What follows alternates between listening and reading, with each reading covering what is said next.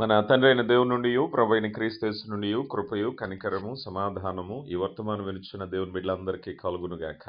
ప్రియులారా, ఈరోజు మనం నూతన సంవత్సరానికి సంబంధించి సిద్ధపాటుకై 3 అంశాలు నేను మీతో చెప్పడానికి ఇష్టపడుతున్నాను. దేవుని యొక్క మహాకృప 1వ తేదీ జనవరి మాసం 2026వ సంవత్సరం గురువారం దినాన జరుగుతున్నటువంటి ధ్యానంలో పరిశుద్ధాత్ముడు మనల్ని నడిపించులాగున ప్రార్థన పూర్వకంగా సిద్ధపడదాం. ఈ యొక్క సందేశము దీవెనకరంగా ఉండులాగున దేవుని నడిపింపు కొరకు మనం ప్రార్థన చేయబోతున్నాం. మరి విశేషంగా మీ అందరికీ నూతన సంవత్సర శుభాలు. ఈ 2026వ సంవత్సరంలో దేవుడు మరిన్ని ఆత్మీయ సందేశాలతో మనల్ని నడిపించి ఆత్మీయ లోతుల్లోనికి నడిపించి మనల్ని బలపరచాలని, మనం కూడా సిద్ధపాటు కలిగి 2026లో ప్రతి సందేశాన్ని నేను వినాలి, ధ్యానించాలి, బలపడాలి, అనేకులకు నేను అందించాలని స్థిర నిర్ణయంతో ముందుకు వెళదాం. మొదటిగా ప్రార్థన చేద్దాం. ప్రార్థన. శక్తివంతుడైన దేవా, ప్రేమ కలిగిన తండ్రి, మహోన్నతుడా, మీ కృపను బట్టి కార్యము జరిగించే గొప్ప దేవా, మీకే మహిమ చెల్లిస్తున్నాం. మీ అపారమైన కృప కనికర వాత్సల్యతను బట్టి మా జీవితాల్లో మరొక నూతన సంవత్సరాన్ని మాకు అనుగ్రహించారు. అయా, మా ముందుంచబడిన ఈ యొక్క 2026 సంవత్సరంలో మేము సజీవులుగా ఉన్నామంటే అది కేవలం మీ కృప మాత్రమే. అయా, మీ నడిపింపును, మీ సహాయాన్ని మాకు అనుగ్రహించండి. 2026వ సంవత్సరంలో అయా మరిన్ని ఆత్మీయ సందేశాలతో మేము బలపడాలి. వాక్యపు వెలుగులో మా జీవితాలు సరిదిద్దుకుని అయా ఇదిగోనైనా నిత్య జీవ ఆహారము చేత బలపడి మీకు మహిమ తెచ్చే బిడ్డలుగా ఉండడానికి కృప దయచేయండి. మొదటిగా ఈ 2026లో మీ వాక్యాన్ని ప్రేమించే మనసును దయచేయండి. ఏమాత్రము నిర్లక్ష్యం చేయకుండా శ్రద్ధగా వాక్యాన్ని విని ధ్యానించి ఆకువాడక తన కాలమందు ఫలమిచ్చి చెట్టు వల్ల మేమందరం ఉండడానికి కృప దయచేయండి. అయా, మేము వాక్యాన్ని వినాలి, అనేకులకు వినిపించాలి, అనేకులకు ఈ సందేశాలు అందించి అయా ఇదిగోనైనా మీ కార్యము జరిగించట్లో మా పాత్ర నిర్వర్తించటానికి కృప దయచేయండి. ఇదిగోనైనా మరి ఈ సమయంలో మీ దీనదాసునిగా నన్ను మరుగుపరిచి కేవలం మీ వాక్యాన్ని మాత్రమే బయలుపరిచి సమస్త మహిమ ఘనత ప్రభావాలు మీరే పొందుకోమని క్రీస్తు నామములో అడిగి వేడుకొంచున్నాం తండ్రి, ఆమెన్. ప్రియులారా, నూతన సంవత్సరం మన ముందుంచబడింది. మరి 1వ తేదీన మనం అందరం కూడా ఈ మొదటి ప్రసంగాన్ని మనం వినబోతున్నాం. అందును బట్టి దేవునికి మహిమ. మరి నూతన సృష్టిగా మార్చబడాలని దేవుని యొక్క చిత్తాన్ని మనం గౌరవిందాం. మరి ఈ సమయంలో మన ముందుంచబడినటువంటి ఈ 2026లో అనేకమైనటువంటి నిర్ణయాలతో, అనేకమైనటువంటి ఆలోచనలతో ముందుకు వెళుతూ ఉంటాం. అయితే ముఖ్యంగా మనం తీసుకోవాల్సినటువంటి ఒక క్లుప్తంగా 3 అంశాలు నేను మీ ముందుంచాలని ఆశపడుతూ ఉన్నాను. మీరు ఏ నిర్ణయాలు తీసుకున్నా ఈ 3 విషయాలు మాత్రం చాలా బలంగా పరిశుద్ధాత్మ సహాయంతో మీరు ఆచరించడానికి ప్రయత్నించినట్లయితే ఈ 2026 నూతనకరంగా ఉంటుంది. ఎందుకంటే ఎన్నో సంవత్సరాలు వస్తూ ఉంటాయి. ప్రతి సంవత్సరం నిర్ణయాలు తీసుకుంటాం, ముగింపుకు వచ్చేసరికి ఎప్పట్లాగే మిగిలిపోతూ ఉంటుంది. కానీ ఈ 2026 గత సంవత్సరాల కంటే విభిన్నంగా ఆశీర్వాదకరంగా ఉండాలి అంటే మనం ఒక ప్రత్యేకమైనటువంటి ఆలోచనతో ముందుకు వెళ్ళటానికి పరిశుద్ధాత్ముడి ఉదయకాల సమయంలో నీతో నాతో అనేక విషయాలు మాట్లాడబోతున్నారు. మొదటగా నేను వాక్యాన్ని చదువుతున్నాను. సామెతల గ్రంథము 24వ అధ్యాయము 27వ వచనము.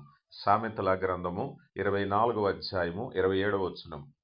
బయట నీ పని చక్కపెట్టుకునుము, ముందుగా పొలములో దాన్ని సిద్ధపరచుము, తరువాత నీ ఇల్లు కట్టుకొనవచ్చును. ప్రియులారా, ఈ మాట మనం చూసినట్లయితే సంవత్సరము మనం ఒక ప్రణాళికాబద్ధంగా, ఎందుకనంటే లోకంలో జ్ఞానవంతులుగా ఉండడానికి దేవుడు పిలిచారు. ఈరోజు కొత్త సంవత్సర వేడుకలు అన్ని రకాల ప్రజలు జరుపుకుంటున్నారు. కానీ దేవుని బిడ్డలుగా మనకు ఒక ప్రత్యేకత ఉంది. ఎందుకంటే క్రొత్త సంవత్సరంలో అడుగు పెట్టేటప్పుడు క్రొత్త సంవత్సరానికి దిశానిర్దేశం అనేటువంటిది మనం చేసుకొని ఉండాలి. స్పష్టమైన ప్రణాళిక కలిగి ఉండాలి. ఈ సిద్ధపాటు కొరకై మరి 3 మార్గాలను మీ ముందుంచాలని ఆశపడుతున్నాను. మొట్టమొదటిగా మనం చూసినట్లయితే ఒక ఉద్దేశంతో మనం సిద్ధపడాలి. ఇక్కడ మనం 27వ వచనంలో మనం చూసినప్పుడు బయట నీ పని చక్కపెట్టుకునము అన్నారు. ఎందుకయ్యా అన్నట్లయితే మొదటగా ఒక ఉద్దేశం అనేది మనం కలిగి ఉండాలి. ఎందుకంటే ఒక పనిని మనం నిర్వర్తించాలి అంటే ఉద్దేశం ఉండాలి. నూతన సంవత్సరంలో దేవుడు మన కోసం ఏర్పాటు చేసిన పనిని చేయటానికి మనం బయలుదేరుతున్నాం. నీ చేతిలో ఉన్న 2026వ సంవత్సరం, నీ ముందున్న 2026వ సంవత్సరం ఎందుకో తెలుసా? దేవుడు నీకు ఒక పనినిచ్చారు కదా. ఆ ఉద్దేశాన్ని మొదటగా గమనించు. ఎన్నో సంవత్సరాలు వస్తున్నాయి, వెళ్ళిపోతున్నాయంటే ఉద్దేశాన్ని గమనించకపోవటం వల్లే వెళ్ళిపోయినాయి. కానీ ఈసారి ఈ 2026 విభిన్నంగా ఆలోచన చేయి. ఎందుకంటే సర్వశక్తివంతుడైనటువంటి దేవుడు నాకు ఒక ఆలోచన ఇచ్చారు, నాకు ఒక ఉద్దేశం ఇచ్చారు, అందుకే సమయాన్ని ఇచ్చారు కదా. ఈ సమయంలో నేను ఒక పనిని నిర్వర్తించాలి. ఈ పనిని నిర్వర్తించటానికి మొదటగా ఒక ఉద్దేశాన్ని సిద్ధపడాలి. అంటే మన 2026లో రాబోతున్న కార్యక్రమాలు, ఊహించని కార్యక్రమాలు, సడన్ చేంజెస్ అని నువ్వు అనుకోవద్దు. ఎందుకంటే దేవుడు కొన్ని బాధ్యతలు, కొన్ని పనులు నాకు ఇవ్వబోతున్నారు గనుక ఈ 2026లో నేను సిద్ధపాటు కలిగి ఉండాలి అని సిద్ధాంతం కలిగి ఉండాలి. సామెతల గ్రంథం 3వ అధ్యాయం 6వ వచనంలో నీ ప్రవర్తన అంతటి యందు ఆయన అధికారిగా ఒప్పుకొనుము, అప్పుడు ఆయన నీ త్రోవలు సరళం చేయమన్నారు. ఎప్పుడైతే నువ్వు ఆయన మీద ఆధారపడుతున్నావో, ప్రభువా 2026లో ఇదిగో నాయనా నా ద్వారా ఏ కార్యాలు జరిగించటానికి ఇష్టపడుతున్నారో మీ చేతిలో అనుకూలమైన పాత్రగా నేను ఉండబోతున్నాను అనుకున్నప్పుడు మార్గాన్ని సరళం చేస్తారు. ఎందుకంటే నువ్వు అత్యధికమైన కార్యాలు జరిగించటానికి దేవుడు ఇష్టపడుతూ ఉన్నారు. ఒకవేళ నువ్వు సిద్ధపడి లేకపోయినట్లయితే పనిని కోల్పోతావు. దేవుని చిత్తంలో 2026 సంవత్సరం ఒక సమయం అనేది నీకు ఇవ్వబోతున్నారు అంటే నీ పట్ల దేవుడు ప్రణాళిక కలిగి ఉన్నారు. నీకు ఒక పనిని ఆయన నియమించబోతున్నారు. అందుకని 2026 చాలామంది నేను ఎలా సంతోషంగా ఉండాలి, ఎలా లోక సంతోషాల్లో ఉండాలని ఆలోచిస్తారు. కానీ మనమైతే దేవుని బిడ్డలుగా ఒక ప్రత్యేక ప్రణాళిక, దేవుడు నాకు ఒక పనిని అప్పగించబోతున్నారు, అందుకే నాకు సమయం ఇచ్చారు. ఉదాహరణకి మనకి ఎవరైనా ఒక మొత్తాన్ని ఇచ్చినప్పుడు, ఒక డబ్బుని ఇచ్చినప్పుడు మనకు ఒక ప్రశ్న వస్తుంది కదా, ఈ డబ్బు నాకు ఎందుకు ఇచ్చారు, ఈ డబ్బుతో నేను ఏం చేయాలి, ఏం కొనాలి, ఏ బాధ్యతలు నిర్వర్తించాలని ఒక ఆలోచన వస్తుంది కదా. అలాగే మనం కూడా దేవుడు మనకు సమయం ఇచ్చినప్పుడు మనకు ఒక ప్రశ్న రావాలి, దేవా ఈ 2026 నాకు ఎందుకు ఇచ్చావు అని ఎప్పుడైనా నువ్వు ప్రార్థన చేస్తే, ఆయన మీద పూర్తిగా ఆధారపడితే మార్గం సరళం చేయబడతాయి. దేవుడిని నడిపిస్తారు. ఎందుకంటే మీరు వ్యక్తిగతంగా చేయవలసిన పని అనేటువంటిది ఆలోచన చేస్తే ఈ 27వ వచనంలో బయట నీ పని చక్కబెట్టుకునుము అన్నారు కదా. ఇక్కడ పని అనే విషయంలో నీ పని అని స్పష్టంగా చెప్పటం అనేది మనం చూస్తూ ఉన్నాం. దేవుడు మనల్ని ప్రత్యేకమైన సృష్టిగా ఉంచారు. మనం చేసేటటువంటి పనుల్లో మునిగిపోతూ ఉంటాం. కానీ దేవుని యొక్క ప్రణాళికను మనం దృష్టిలో పెట్టుకుంటే యాకోబు పత్రిక 4వ అధ్యాయము 13 నుంచి మనం చూసినట్లయితే, నేడైనను రేపైనను ఒకానొక పట్టణమునకు వెళ్ళి 1 సంవత్సరం వ్యాపారం చేసి లాభం సంపాదించుకొని రండని చెప్పుకుని వారులారా, రేపేమి సంభవించునో మీకు తెలియదు, మీ జీవమే పాటిది, మీరు కొంతసేపు కనబడి అంతలో మాయమైపోయి ఆవిరి వంటి వారే. కనుక ప్రభు చిత్తమైతే మనం బ్రతికి ఉండి ఇది అది చేతుమని చెప్పుకునే వాళ్ళను. మీరు అనొచ్చయ్యా, ఇప్పుడే మీరు ప్రణాళిక అన్నారు, మరలా ప్రణాళిక వద్దంటున్నారు అని అంటే, ఇక్కడ 15వ వచనంలో అంటున్నారు కదా, ప్రభు చిత్తమైతే ఇది అది చేతుమని చెప్పుకునవలెను. ఈ 2026 పరిపూర్ణంగా ప్రతిరోజు, ప్రతి నిమిషం, ప్రతి వారం, ప్రతిరోజు కూడా అయ్యా మీ చిత్తాన్ని మేము జరిగించాలని ఒక నిర్ణయంలో ముందుకు వెళ్ళినట్లయితే అదే ప్రభు మీద ఆధారపడటం. మన సొంత నిర్ణయాలు ఉంటాయి, మన సొంత ప్లాన్స్ ఉంటాయి, చేయొచ్చు. కానీ ప్రతిదీ కూడా దేవుని మీద ఆధారపడవలసిన పని. అందుకే వ్యక్తిగతంగా మనం మీ పని అనే పదాన్ని ఉపయోగించినప్పుడు మనం చేయవలసిన పనే, కానీ దేవుని మీద ఆధారపడవలసినటువంటి పని అనే విషయాన్ని గమనించాలి. 91వ సంకీర్తన 1టి చరణంలో సర్వోన్నతుని చాటున నివసించువాడే సర్వశక్తుని నీడను విశ్రమించువాడని దేవుని వాక్యం చెప్తుంది.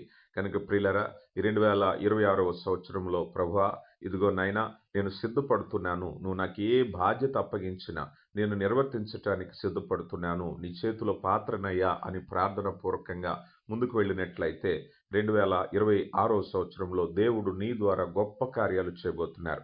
ఒక మాటలో చెప్పాలి అంటే 2026లో నేను చేస్తాను అని కంటే ప్రభు నా ద్వారా జరిగిస్తారని ఒక స్థిర నిర్ణయంతో ముందుకు వెళ్ళినట్లయితే దేవుడు నీ ద్వారా గొప్ప కార్యాలు చేస్తారు. అందుకని 2026 మొదటగా ఇదిగో దేవుడు నాకు సంవత్సరం ఇచ్చారంటే నాకు బాధ్యతనిచ్చారు, నేను దేవుని పని చేయాలి అని ఒక పట్టుదలతో నువ్వు ఉన్నట్లయితే గొప్ప కార్యాన్ని చేయగలుగుతావు.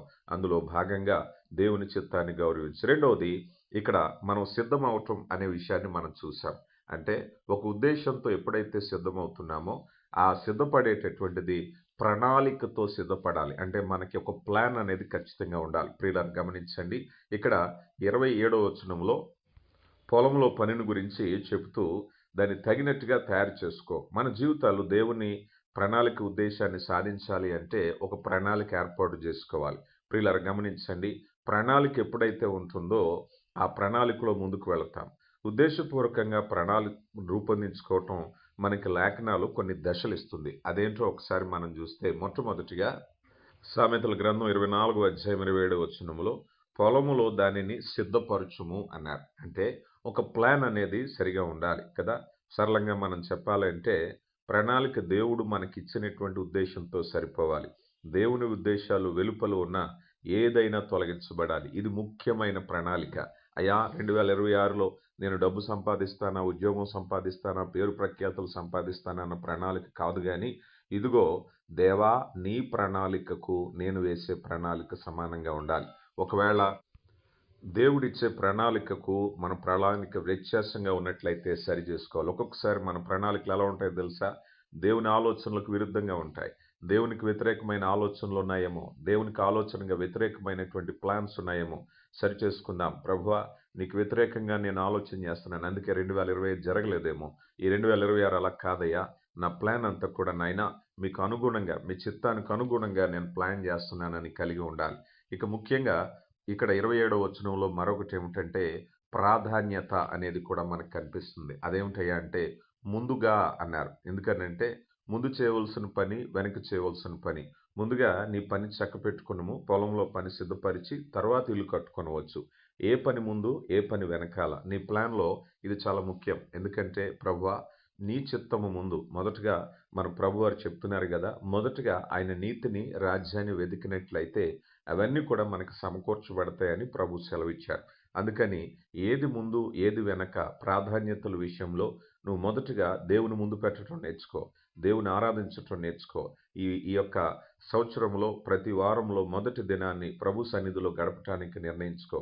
నీకొచ్చే రాబడిలో మొదటి ప్రథమ ఫలాన్ని దేవునికి ఇవ్వటం నేర్చుకో. ఉదయం లేచిన వెంటనే మొదటి సమయాన్ని దేవునికి ఇవ్వటం నేర్చుకో. ప్రార్థించటం నేర్చుకో. ప్రాధాన్యతల విషయంలో మనం చూసినట్లయితే మనం ఎన్నో విషయాల్లో ప్రయాసపడతాం. యాకోబు పత్రికలో అంటారు, మీలో యుద్ధములు జరుగుతున్నాయి కానీ మీరు పొందుకోవట్లేదని. ఎంతో ప్రయాస చేస్తూ ఉంటాం కానీ పొందుకోలేకపోతున్నాం. కారణం ఏంటో తెలుసా? నీ ప్రణాళికలో ఏది ముందు ఉంచాలో అది ముందు ఉంచకపోవటమే. కానీ 2026 అయ్యా ఇదిగో నా ప్లాన్ ఏమిటయ్యా అన్నట్లయితే, ఇదిగో ఉద్యోగం కోసం ఎలాంటి ప్లాన్ చేయాలో, ఆదాయం కోసం ఎలాంటి ప్లాన్ చేయాలో, వ్యవసాయం వ్యాపారం కోసం ఎలాంటి ప్లాన్ చేయాలని ఆలోచిస్తున్నాను కానీ అయ్యా మొట్టమొదటి నా ప్లాన్ ఏమిటంటే అన్ని విషయాల్లో ఇక మీదట నేను మిమ్మల్ని ఉంచబోతున్నానని. ఎందుకంటే ఎప్పుడైతే మనం ఆయన ముందు ఉంచుతామో 32వ సంకీర్తన 8వ చరణంలో ఇదిగో నీకు ఉపదేశము చేసేదను, నువ్వు నడవలసిన మార్గాన్ని బోధించేదను అని చెప్తున్నారు. కనుక దేవుని యొక్క చిత్తంలో మనం ఎప్పుడైతే ఆయన ముందు ఉంచుతున్నామో మన పని తేలికైపోతుంది. ఉదాహరణకి ఇప్పుడు చెప్తున్నారు వాక్యంలో, మొదట నీ పొలంలో పని నిర్వర్తించినట్లయితే నువ్వు ఇల్లు కట్టుకుంటావు. అంటే నీ ఆదాయం, పొలంలో పని అంటే ఆదాయ మార్గం. నీ ఆదాయ మార్గాన్ని ఎప్పుడైతే వృద్ధి చేసుకుంటావో వచ్చిన ఆదాయంతో ఇల్లు కట్టుకోవచ్చు. అంతే కదా? లేదు ఇంటి పనిని పొలం పని కాకుండా ఇంటి పనిని ఇల్లు కట్టాలి అనుకుంటే మనిషి అప్పుల పాలైపోతాడు కదా! మనశ్శాంతి లేకుండా చాలామంది ఇదిగో పొలం పని చూడకుండా, ఆదాయ మార్గం చూడకుండా, ఏది ముందుండాలో, ఏది వెనకుండాలో వ్యత్యాసం చూడకుండా చేస్తే మనిషి ఇల్లు కట్టుకున్న మనశ్శాంతి లేకుండా అయిపోతారు. ఆరోగ్యాలు పాడైపోతాయి. అందుకని నీ జీవితంలో మొదటి పని ఏమిటయ్యా అన్నట్లయితే, ఇదిగో ప్రభు చిత్తాన్ని ముందు ఉంచటానికి నువ్వు ప్రయత్నించినట్లయితే, ఇదిగో దేవుడు తప్పక నీ హృదయాన్ని స్థిరపరిచి మేలుతో నింపబోతున్నారు. కనుక ఈ ప్రణాళిక ఎలా ఉండాలి అన్నట్లయితే మొదటిగా అది ఆచరణాత్మకంగా ఉండాలి. రెండవది అది ప్రాధాన్యత కలిగి ఉండాలి. ఏది ముందు ఏది వెనక అనేది ముందు గమనించాలి. కనుక మొట్టమొదటిగా దేవుని గనుక నీ జీవితంలో ముందుంచినట్లయితే నీ యొక్క 2026వ సంవత్సరం అన్నిటిలో మంచి ఆలోచన చెప్తారు. ఈ 32వ సంకీర్తన 8వ చరణంలో నీకు ఉపదేశము చేసేదను, నువ్వు నడవలసిన మార్గాన్ని నీకు బోధించేదను, నీ దృష్టి ఎంచి నీకు ఆలోచన చెప్పేదను. ప్రియులారా ఈ మాట ఒకసారి మనం అన్వయించుకుంటే నీ ఉద్యోగంలో ఆయన ఉపదేశం చేస్తారు, నీ కుటుంబంలో ఉపదేశం చేస్తారు, నీ ఆర్థిక విషయాల్లో ఉపదేశం చేస్తారు, నీ ఆరోగ్య విషయంలో ఉపదేశం చేస్తారు. అంతేకాకుండా నడవలసిన మార్గాన్ని నీ ఉద్యోగంలో కొన్నిసార్లు మనం నడవలసిన మార్గం 2 దారులు ఉన్నప్పుడు ఏ దారి వెంబడి వెళ్ళాలో మనకు అర్థం కాక అయోమయ స్థితిలో ఉంటాం. కానీ ఎప్పుడైతే ప్రభువును నువ్వు ముందుంచావో నువ్వు నడవలసిన మార్గాన్ని నీకు బోధిస్తారు. అయ్యా ఏ నిర్ణయం గుండా వెళ్ళాలో, పిల్లల వివాహ విషయాల్లో, పిల్లల భవిష్యత్తు విషయంలో, ఆర్థిక విషయాల్లో, ఉద్యోగ విషయాల్లో, విదేశీ ప్రయాణం విషయంలో ఏ మార్గం వెళ్ళాలో నాకు తెలియట్లేదయ్యా అన్నట్లయితే ఎప్పుడైతే నువ్వు ఆయన ముందుంచటం నేర్చుకున్నావో నువ్వు నడవలసిన మార్గాన్ని ఆయన నీకు బోధిస్తారు. అలాగే నీ మీద దృష్టి ఉంచి నీకు ఆలోచన చెప్తారు. చాలాసార్లు మన నిర్ణయాలన్నీ విఫలం కావటానికి మంచి ఆలోచన లేకపోవటమే, మంచి సలహా లేకపోవటమే. మన స్నేహితులో, కుటుంబీకులో మంచి సలహా ఇస్తున్నామన్న ముసుగులో వారి సలహాలు మనల్ని అనేక సార్లు నష్టపరుచుండొచ్చు. కారణం ఏమిటంటే మనం దేవుని ముందు పెట్టక మన స్నేహితులను ముందు పెట్టాం, మన స్నేహితుల ఆలోచనలు ముందు పెట్టాం. కానీ ఈ 2026వ సంవత్సరంలో అయ్యా ఇదిగో ప్రభువా, ఇదిగో నేను మిమ్మల్ని ముందుంచుతున్నాను, నా మీద దృష్టి ఉంచి నాకు ఆలోచన చెప్పండి చెప్పండి. 2026లో ఏ నిర్ణయం కూడా నాయన నేను నష్టపోకూడదు. నిర్ణయం కూడా విఫలం కాకూడదు. అవి ఆర్థిక నిర్ణయాలే కావచ్చు, బిడ్డల భవిష్యత్తుల గురించే కావచ్చు, వివాహాల గురించే కావచ్చు, విదేశీ ప్రయాణాల గురించే కావచ్చు, ఏదైనా ఉద్యోగ నిర్ణయాలే కావచ్చు, ఏ నిర్ణయమైనా కూడా నాయన నేను విఫలం కాకుండా ఉండాలి అంటే నా మీద దృష్టించి మీరు నాకు ఆలోచన చెప్పాలి. కనుక ఇది స్థిరమైనటువంటి ప్రణాళిక. ఇది నీ ప్లాన్ అయితే తర్వాత ప్లాన్లు ఎన్నైనా నువ్వు వేయచ్చు. మనం చాలా ప్లాన్లు వేస్తూ ఉంటాం కానీ దేవుని మొదటగా ఉంచాలన్న ప్లాన్ మర్చిపోతూ ఉంటాం. కనుక నీ యొక్క ప్రతి విషయంలో మొదటి స్థానం గనుక నువ్వు దేవునికి ఇచ్చినట్లయితే ఆయన నిన్ను బలపరిచే దేవుడు, స్థిరపరిచే దేవుడు, మహిమకరమైనటువంటి కార్యాన్ని జరిగించటానికి ఇష్టపడుతూ ఉన్నారు. ఇక మూడవదిగా మనం చూసినట్లయితే మూడవది నీ యొక్క నిర్ణయములో ఆచరణ లేక ప్రదర్శన, దీన్ని పెర్ఫామ్ చేయటం అంటారు. చాలామంది ఆలోచనలోనే పగటగలగంటూ ఉండిపోతారు, దాన్ని అమలు పెట్టరు. మూడవది ఏమిటయ్యా అంటే అమలు పెట్టడం. మనం సామెతల గ్రంథం 24వ అధ్యాయం 27వ వచనంలో తర్వాత మీ ఇల్లు కట్టుకొనుడి అన్నారు. మీ లక్ష్యం సిద్ధమైనప్పుడు, మీ యొక్క ఉద్దేశము స్థిరమైనప్పుడు, ప్రణాళిక రూపొందించుకున్న తర్వాత చేయవలసిన పని ఏమిటో తెలుసా? దానిని అమలులో పెట్టటము. అంటే మీ పని ప్లాన్ చేసుకోండి, ప్రణాళిక అమలు చేయండి అనే మాట జ్ఞానయుక్తంగా చెప్పబడింది కదా. మీ లక్ష్యాన్ని నిర్దించుకున్నప్పుడు, మీ ప్రణాళిక నిర్దేశించుకున్నప్పుడు అవన్నీ నెరవేర్చాలంటే సమయం పడుతుంది కదా. ఆ సమయాన్ని మీరు ఏమాత్రము నిర్లక్ష్యం చేయకుండా దాన్ని ప్రదర్శించటానికి సిద్ధపడాలి. అంటే నువ్వు ఏ పని చేస్తున్నావు, ఉదాహరణకు అనుకుందాం, నువ్వు ఒకవేళ ఇల్లు కట్టుకోవాలి అని నువ్వు అనుకుందాం.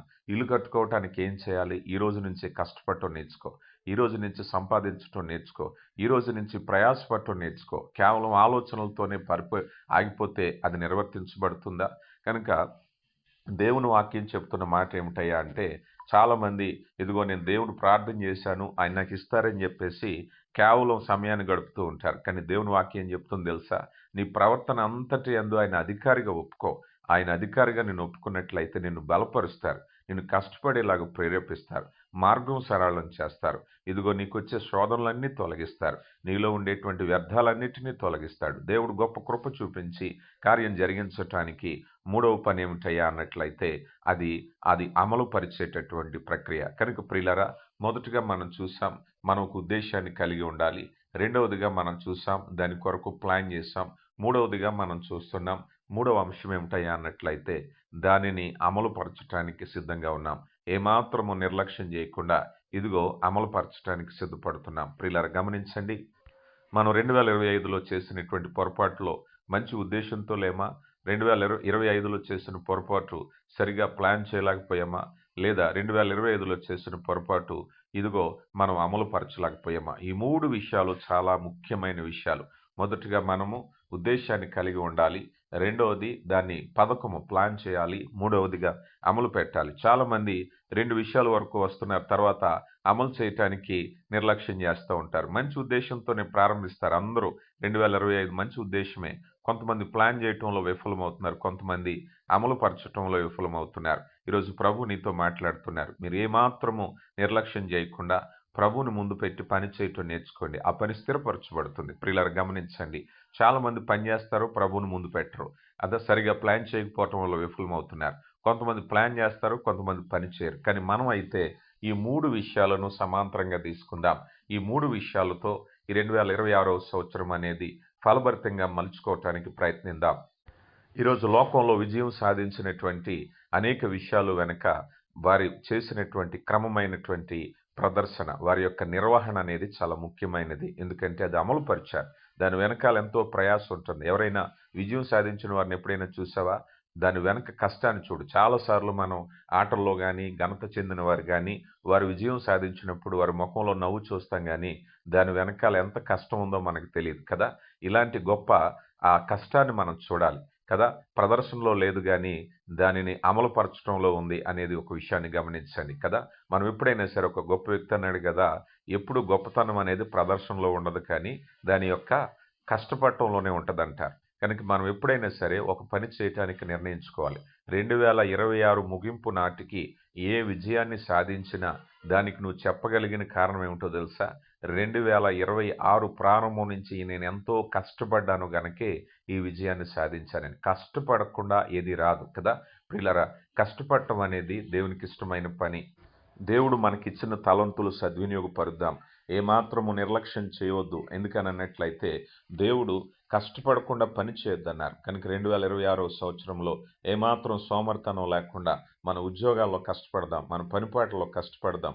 మనం అనుకున్నటువంటి ఏ నిర్ణయం కొరకు చిన్న ప్రయత్నంగా అయినా ప్రారంభిద్దాం. ఒకేసారి గొప్పగా జరగాలని కాదు కానీ దేవుడు జరిగించగలిగిన వాడు. కనుక జీవితము మీ ఉద్దేశాన్ని అర్థం చేసుకోవడానికి రాబోయే సంవత్సరం అంతట్లో ఉద్దేశాన్ని నెరవేర్చడానికి ప్రణాళిక వేసుకోవాలి.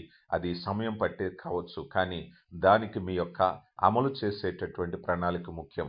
అందుకే ప్రభువారు అంటున్నారు మత్తయి సువార్త 11వ అధ్యాయము 28వ వచనంలో, ప్రయాసపడి భారం మోసుకున్న సమస్త జనులారా నా యొద్దకు రండి, నేను మీకు విశ్రాంతి కలుగచేయుదును. నేను సాత్వికుడును దీన మనసు కలిగిన వాడు గనక నా కాడి మీ మీద ఎత్తుకున్న యొద్ద నేర్చుకునేటప్పుడు మీ ప్రాణములు విశ్రాంతి అన్నారు. కనుక ఆయన కాడి తేలికైనది, నా భారము తేలికైనదని ప్రభు చెప్తున్నారు. గనక ప్రియులరా, ఈ 2026 సంవత్సరం దీవెనకరంగా ఉండాలంటే 3 విషయాలు మరలా చెప్తున్నాను. మంచి ఉద్దేశంతో ప్రారంభిద్దాం. అంటే మనం ఒక లక్ష్యంతో సిద్ధపడదాం. అయ్యా, నేను 2026లో నేను పని చేయబోతున్నాను. దేవుడు నాకు ఒక సమయాన్ని, నాకు ఒక అవకాశాన్ని ఇచ్చారు. దేవుని చేతులు పాత్రగా నేను ఉండబోతున్నానని. రెండవదిగా దాని కొరకు ఒక చక్కని ప్రణాళిక. ఇదిగో మొదటిగా దేవుని ఆ ప్రాధాన్యత కలిగిన ప్రణాళికగా కలిగి ఉందాం. మూడవది, ఏమాత్రము నిర్లక్ష్యం చేయకుండా దాని కొరకు ఆ నిర్ణయాన్ని అమలు పరుద్దాం. అంటే ఖచ్చితంగా నేటి నుంచే అమలులో పెడదాం. ఏమాత్రము జాగు చేయొద్దు, వాయిదా వేయొద్దు, నిర్లక్ష్యం చేయొద్దు, సిద్ధపడదాం. ఆ రీతిగా దేవుడు తన మహాకృపను బట్టి ఈ 2026వ సంవత్సరాన్ని దీవెన ఆశీర్వాదకరంగా మన కుటుంబాల్లో, మన జీవితాల్లో నింపునుగాక. ఆమేన్. ప్రార్థించుకుందాం. కృప కలిగిన దేవ, ప్రేమ కలిగిన తండ్రి, ఆశ్చర్యకరమైన మీ ప్రేమను బట్టి మీకు మహిమ చెల్లిస్తున్నామయ్యా. ప్రేమ కలిగిన దేవ, మీ కృపను బట్టి మమ్మల్ని నడిపిస్తున్నారు అయ్యా. మరి ఇదిగో ముఖ్యంగా 2026వ సంవత్సరంలో మొదటి సందేశాన్ని వినటానికి కృపనిచ్చారు. విన్న వాక్యాన్ని మా హృదయాల్లో పదిలిపరచని నాయన, ముఖ్యంగా ఈ సందేశం ద్వారా మేము బలపడ్డాము అయ్యా. మరి ముఖ్యంగా ఈ 2026వ సంవత్సరంలో ఈ 3 విషయాలు మంచి ఉద్దేశంతో నాయన ఈ సంవత్సరాన్ని ప్రారంభించాలి. మంచి పథకము, ప్రణాళిక కలిగి ఉండాలి అయ్యా. మూడవది, ఏమాత్రము నిర్లక్ష్యము చేయకుండా ఇది అమలు పరచడానికి జ్ఞానాన్ని, సామర్థ్యాన్ని, శక్తిని దయచేసి అయా 2026వ సంవత్సరం ఫలభరితంగా మీకు మహిమ తెచ్చే సంవత్సరంగా ఉండడానికి కృప దయచేయమని క్రీస్తు నామములో అడిగి వేడుకుంటున్నాం తండ్రి. ఆమేన్.